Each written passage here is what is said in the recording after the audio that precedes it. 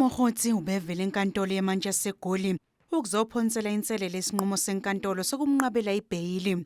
Ngesonto ledlule inkantolo yasenqaba isicelo sakhe sebheyili ngemuva kokuba ehlinzeke amaphoyisa ngamakheli ehlukene ngelithi kuyinkomba yokuthi kungenzeka balekele icala.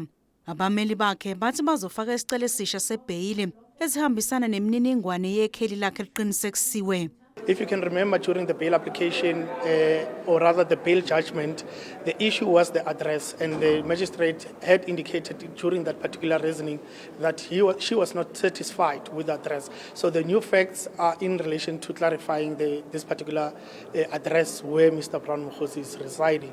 Bathi bakholwa ukuthi uMokgotsi unelungelo lokuthola ibheyili. It's rather unfortunate that I did not have too much time to engage with him, but you can see from, when you look at him that he's not satisfied. I believe that he has a right to his freedom, and bail is a right, and he is actually, he can't wait for the 22nd of June so that we can actually proceed with this particular bail application.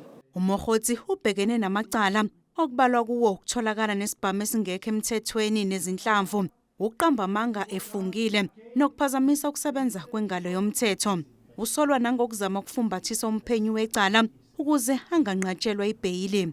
Uzogcinwa esitokisini kuze kube ubuyele enkantolo mhla zingama-22 kwephezulu.